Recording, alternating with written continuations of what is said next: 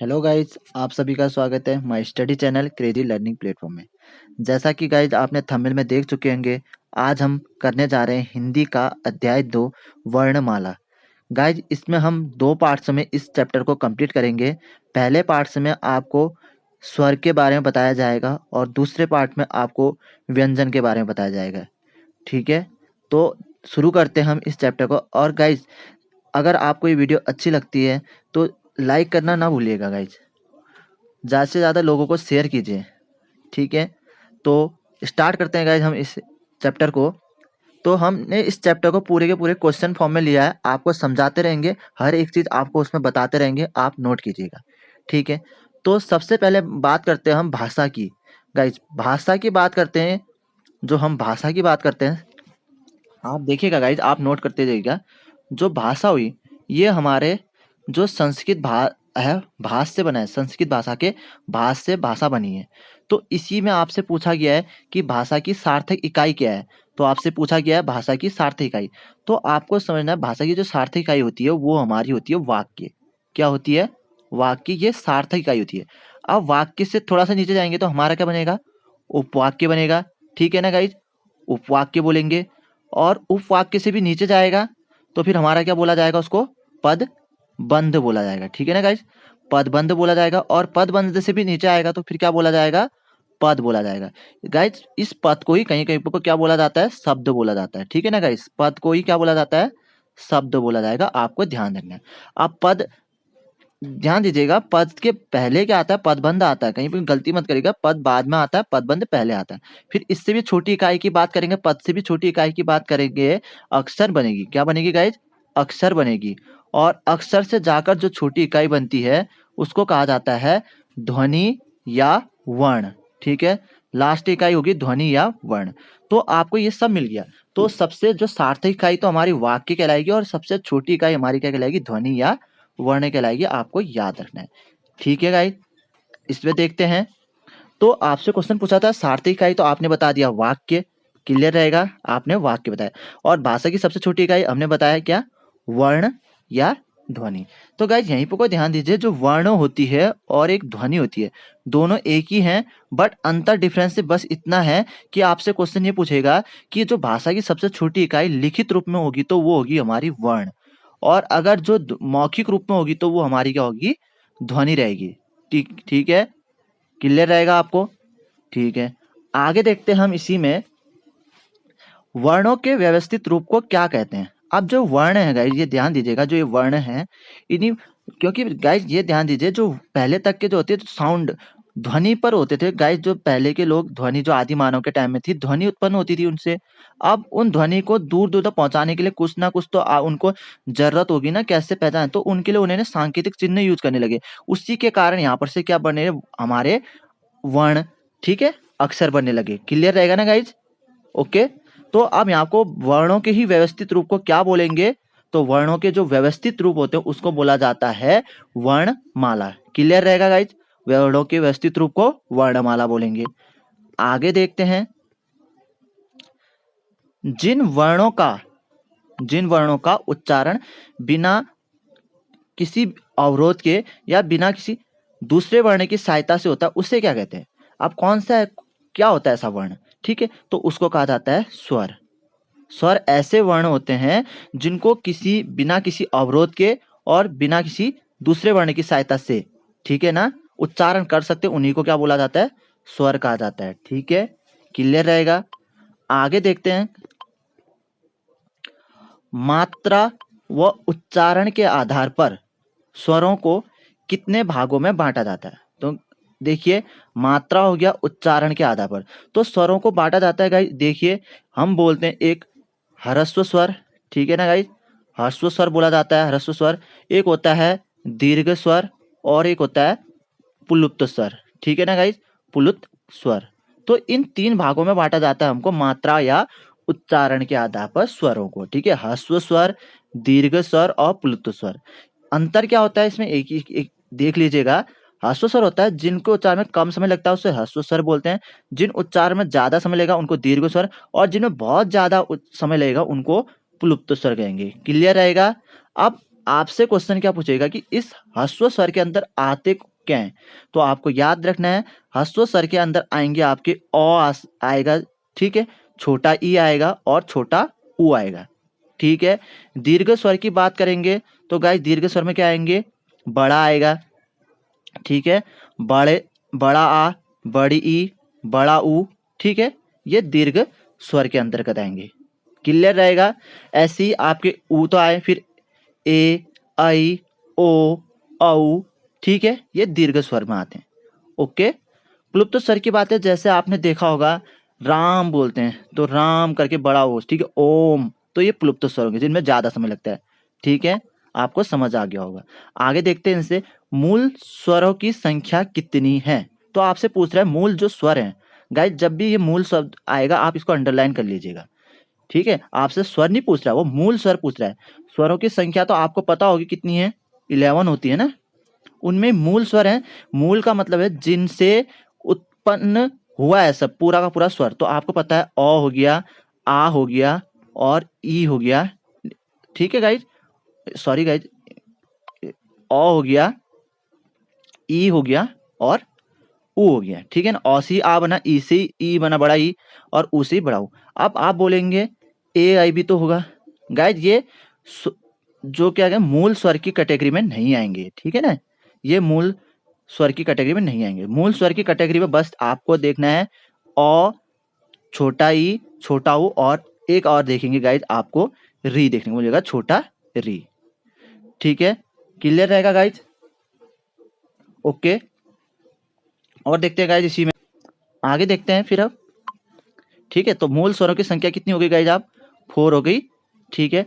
ऐसी कुल स्वरों की संख्या कितनी है पूछेगा तो आप यहाँ देखिए कुल पूछ रखा है, तो आप यहाँ बता दीजिएगा कुल स्वर। हमको अभी बताया आपको कितने होते हैं, 11 होते हैं, ठीक है। जो अंग और अह, ठीक है गाइज, ये अयोग्य वाह होते हैं, इनको इसमें नहीं जोड़ेंगे, ठीक है ना, वरना कितने हो जाए 13, ठीक है। तो कुल स्वरों की संख्या पूछेगा तो आपने 11 बतानी है।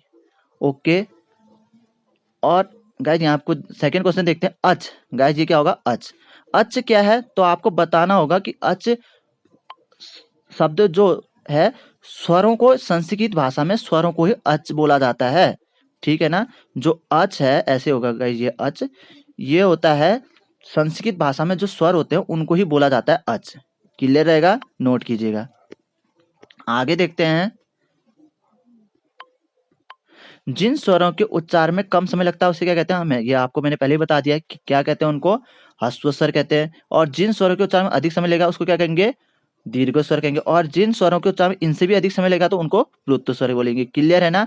और इसी में आपके कौन आते हैं, मैंने बताया था कि कम, जिसमें कम लगेगा अ, छोटा ई, छोटा ऊ और छोटा री, ठीक है ना, ये क्या कहलाएंगे, ह्रस्व स्वर कहलाएंगे। दीर्घ स्वर में की बात करेंगे तो उसमें क्या आएगा, बड़ा आ, बड़ी ई, बड़ा ऊ, सॉरी यहाँ आपको छोटा, बड़ा ऊ, ठीक है, और बड़ा री, ठीक है। क्लियर रहेगा, ठीक है। अब यहाँ आपको ध्यान दीजिएगा कि जो ह्रस्व स्वर की बात करें हमने, ठीक है, यहाँ आपको एक मिनट गाइस, यहाँ आपको ध्यान दीजिएगा, जो हम बोल रहे हैं दीर्घ स्वर की बात करें ना, दीर्घ स्वर में क्या आएगा, बड़ा आएगा, बड़ी ई आएगा, बड़ा ऊ आएगा, फिर कौन कौन से आ जाएंगे, ए, आई, ठीक है, ए आई, ठीक है, ए आई, ठीक है, ध्यान दीजिएगा, ए और आई, ओ और औ, ठीक है ना, ये आते हैं हमारे दीर्घ में। और अभी ऑल करके एक शब्द सुना होगा, ये शब्द भी दीर्घ उसमें आएगा। क्लियर रहेगा। ओके। आगे देखते हैं टोटल कितने हो जाते हैं, दीर्घ स्वर की बात करेंगे तो टोटल बोले तो गाइज कितने हो जाएंगे, आपने देखे अभी कि जो टोटल दीर्घ स्वर बोले तो हमने देखा आ, देखा हमने गिनना, ई, बड़ा ऊ, ए, आई, ओ, औ और एक ऑल करके याला, ठीक है। तो गिनिए 1 2 3 4 5 6 7 8, ठीक है ना गाइज, ठीक है। तो आपको दिख रहे होंगे इतने। ओके। ओके गाइज, आगे देखते हैं,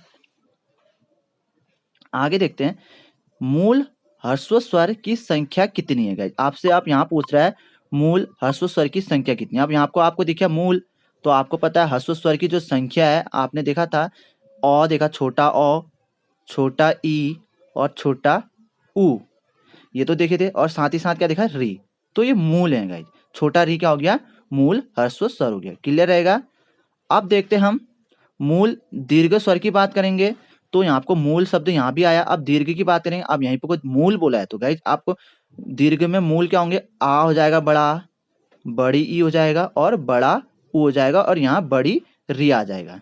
तो ये दीर्घ होंगे, क्योंकि दीर्घ इसके आगे ए आई ओ औ तब आएंगे गाइज जब वो मूल शब्द ना बोले। ठीक है, अब इसने मूल बोला है तो सिर्फ मूल में यही आएंगे, आ ई ऊ और री, बड़ा री। क्लियर रहेगा। आगे देखते हैं, आगे बोल रहा है कुल दीर्घ स्वर की संख्या कितनी है। तो आपने कुल दीर्घ स्वर की संख्या अभी हमने आपको बताया था, ठीक है ना, आपको 7 या 8, ठीक है ना गाइज।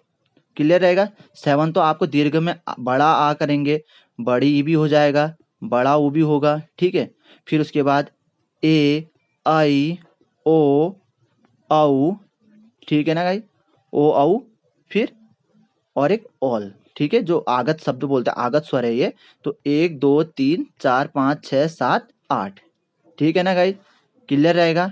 आगे देखते हैं, देखिए यहाँ आपको आया 14th क्वेश्चन, संयुक्त स्वर कितने होते हैं गाइज, आपसे पूछ रहा है संयुक्त स्वर कितने होते हैं। तो अभी हमने बताया जो हम मूल स्वर की उसमें कैटेगरी में नहीं लेते हैं वही संयुक्त स्वर होते हैं, जैसे ए आई ओ और औ, ठीक है ना, ये हमारे क्या हैं, संयुक्त स्वर कहलाएंगे।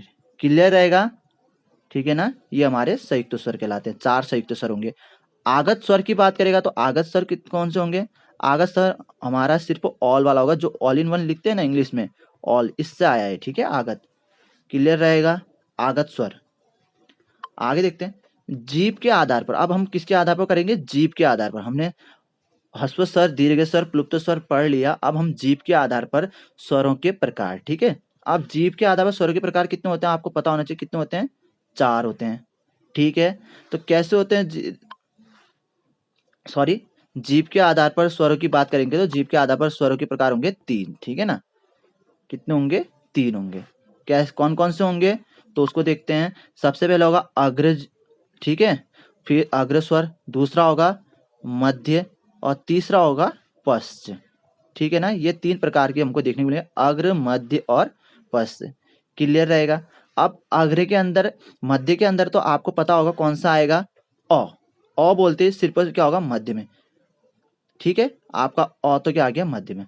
अग्र में कौन कौन से आएंगे, देखिए आप बोलते टाइम देखेंगे तो ई दिखेंगे, और ए, ठीक है, और आई, ठीक है, ए आई, ये आपको अग्र स्वर में दिखेंगे, ठीक है ना, ई ए आई।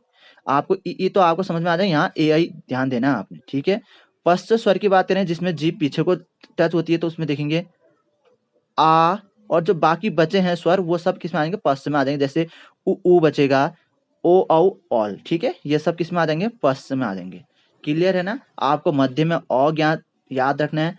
अग्र की बात करेंगे तो ई ए आई, ठीक है। क्लियर हो गया, 3 भागों में बांटा भी है। ओके, आगे देखते हैं, आगे देखिएगा,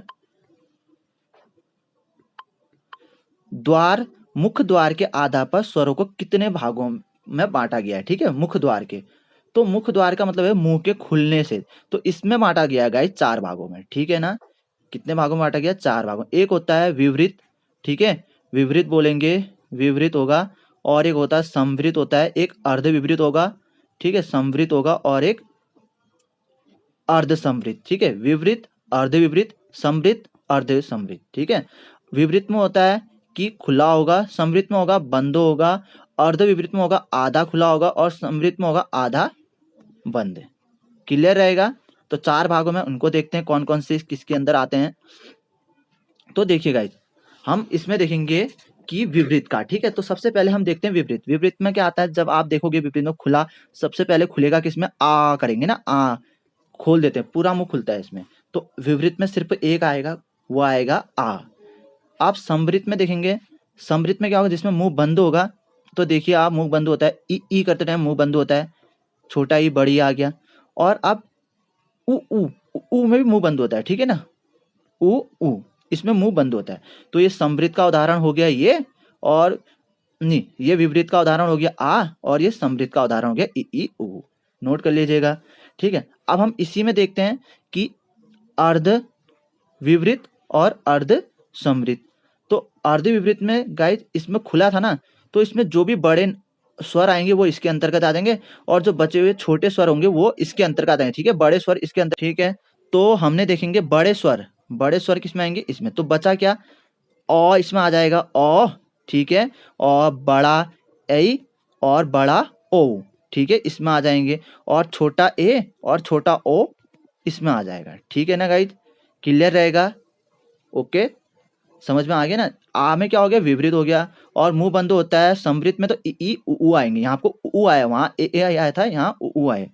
और फिर अर्ध विपरीत में क्या आ जाएंगे, अ ए और ओ, बड़ा ए बड़ा ओ, ठीक है, यहाँ छोटा ए छोटा ओ, क्लियर रहेगा। आगे देखते हैं, अयोग्यवाह स्वर कितने प्रकार के होते हैं। तो अयोग्यवाह, यहाँ आपको क्या बोल दिया, अयोग्यवाह। आपको पता है जो हम अंग और अह पढ़ते हैं ये अयोग्यवाह होते हैं, ठीक है ना, तभी हम इसको मेन स्वर में नहीं लेते हैं, ठीक है ना, तो तभी हम 11 बोलते हैं, वरना कितने होते हैं, 13। ये गाइज ये जुड़ते हैं तो वो संस्कृत के स्वर बन जाते हैं टोटल 13, ठीक है, संस्कृत में होते हैं टोटल 13, ठीक है ना। तो अयोग्यवाह इसको बोलते हैं, ठीक है गाइज, इसको बोलेंगे हम क्या, इसको तो बोलेंगे विसर्ग, इसको बोलेंगे अनुस्वार, ठीक है, अनुस्वार और विसर्ग, क्लियर रहेगा, ठीक है, ओके। और ध्यान दीजिए गाइज आगे, अर्ध स्वर कौन से हैं। तो गाइज आप ये क्वेश्चन ध्यान दीजिएगा, इंपॉर्टेंट है, अर्ध स्वर पूछ रहा है। तो आप देखेंगे अर्ध स्वर बोला है तो आप स्वर में जाएंगे, अ आ ई इसमें देखेंगे। बट गाइज ये स्वर अर्ध स्वर में नहीं मिलता, बल्कि कहाँ मिलता है, ये हमको व्यंजन में मिलता है। कहाँ मिलता है, व्यंजन में। और वो कौन से व्यंजन में, जिसको अंतःस्थ बोलते हैं ना, य र ल व, इसका य और व वाला ये क्या कहलाता है, अर्ध स्वर कहलाता है। तो अर्ध स्वर कौन से होते हैं, य और व होता है, क्लियर रहेगा, ओके। आगे देखते हैं, आगे देखिए गाइज, आगे देखिए, हवा के नाक मुंह से निकलने के आधार पर स्वर कितने प्रकार के होते हैं। तो आपसे ये भी पूछेगा कि मुंह और नाक से निकलने के आधार पर स्वर को कितने भागों में बांटा जाता है। तो इसमें भी 2 भागों में इसको हम बांटेंगे, ठीक है ना, एक अनुनासिक होगा और एक निरुनासिक, ठीक है, एक अनुनासिक होगा एक निरुनासिक, ठीक है, एक अनुनासिक और एक होगा निर्नुनासिक, ठीक है। तो इसमें क्या होगा, जिसमें नाक और मुंह से निकलेगी तो उसको अनुनासिक बोलेंगे, जिसमें नाक और मुंह से हवा नहीं निकलेगी तो उसे निरुनासिक बोलेंगे। और अनुनासिक में जो नाक से हवा निकलती है उसमें चंद्र बिंदु वाला आएगा, क्लियर है ना गाइज, ठीक है, आपको याद रखना है चंद्र बिंदु वाला क्या होता है, अनुनासिक में आएगा, क्लियर। 2 प्रकार के ये बांटे जाते हैं। आगे देखते हैं, घोषत्व के आधार पर स्वर की बात करेंगे। तो गाइज घोषत्व होता है जब हम किसी चीज को बोल रहे हैं तो घर्षण उत्पन्न होता है, उसी को घोषत्व बोला जाता है, ठीक है ना, घर्षण उत्पन्न होगा घोषत्व में बोलेंगे। पर घोषत्व के आधार स्वर की बात करेंगे, टोटल पूरे के पूरे स्वर ही क्या होते हैं गाइज, सघोष होते हैं। क्या होते हैं, सघोष होते हैं। आपको ये याद रखना है, सभी क्या होते हैं, स्वर क्या होते हैं, सघोष होते हैं, सघोष होंगे, ठीक है, सघोष, क्लियर रहेगा, टोटल स्वर क्या होंगे, सघोष होंगे। आगे देखते हैं, होठों की स्थिति पर स्वरों के भेद कितने होते हैं। आप होठों की स्थिति की बात कर रहा है तो गाइज आपको ध्यान देना है कि होठों की स्थिति, अब होठों की स्थिति क्या होगी, होठ गोल करेंगे या गोल नहीं करेंगे। तो गोल को बोलेंगे वृत्त और इसको बोलेंगे अवृत्त। तो वृत्त के अनुसार कितने होंगे गाइज, कौन से होते हैं, उ होता है, ठीक है, क्लियर रहेगा, और ओ औ, ठीक है, ये वृत्त के हिसाब से। और जो बाकी बचे वो अवृत्त वाले हो जाएंगे, क्लियर रहेगा, ओके, ठीक है गाइज, ठीक है। आप ध्यान देते हैं, यहाँ पर आपसे एक शब्द आता है, जैसे आपने देखा होगा, एक ध्यान दीजिएगा, एक शब्द जैसे आपने लिखा ताजमहल, ठीक है, ताजमहल, ताजमहल। तो इस ताजमहल के यहाँ पर को आपको गाइज एक बिंदु लगा रहता है, इस बिंदु को क्या बोलते हैं। तो आपको याद रखना है, इसको बोला जाता है नुक्ता चिन्ह, ठीक है, नुक्ता चिन्ह बोला जाता है, ओके, ठीक है, ध्यान रहेगा। और एक और चीज गाइज, जैसे आपसे कभी आपने कोई शब्द लिख दिया, जैसे ये फ है, यहाँ हमने ये लगा दिया, इसको बोला जाता है गाइज हलंत। क्या बोला जाता है, हलंत, ठीक है, आपको ये याद रखना है। और देखिए गाइज एक और चीज देखिए, जैसे हमने लिखा फारसी, ठीक है ना, फारसी, ठीक है। अब फारसी में देखा गाइज, हमारा जो हमने ये ऊपर लाइन दी, इसको क्या बोला जाता है गाइज, इसको, ठीक है ना गाइज। तो इसको बोला जाता है सिरोही रेखा। क्या बोला जाता है? सिरोही रेखा बोला जाता है। इसी यही तो मेन होती है गाइज कि देवनागरी लिपि की यही खासियत होती है कि ये शब्दों को क्या करती है, जोड़े रखती है। जैसे आप इंग्लिश के शब्द होते हैं गाइज, इंग्लिश के शब्द में अगर बॉय लिखना है तो आप बॉय ऐसे लिखेंगे, तो ये जुड़े हैं क्या? नहीं है, ठीक है। टू अगर बॉय लिखना है हिंदी में तो आप क्या लिखेंगे गाइज? ये, और इसको रेखो सिरोही रेखा से जोड़ देंगे। तो देवनागरी लिपि का यही फायदा है, ठीक है ना। तो ये खासियत रहती है देवनागरी लिपि की। सो गाइज यहाँ पर को हमारे कंप्लीट होते हैं, ठीक है। जितने भी स्वर से आपको क्वेश्चन पूछे जाते हैं, आपको यही क्वेश्चन पूछे जाएंगे। इसके आगे वाली वीडियो में हम व्यंजन से लाएंगे गाइज, और व्यंजन के आगे जो भी बचे हुए क्वेश्चन है वो हम नेक्स्ट वीडियो में लाएंगे। अगर गाइज आपको ये वीडियो अच्छी लगती है तो ज़्यादा से ज़्यादा लोगों को शेयर कीजिए और लाइक करने में कंजूसी ना कीजिए guys. So guys thank you for watching this video. तब तक के लिए बाय बाय।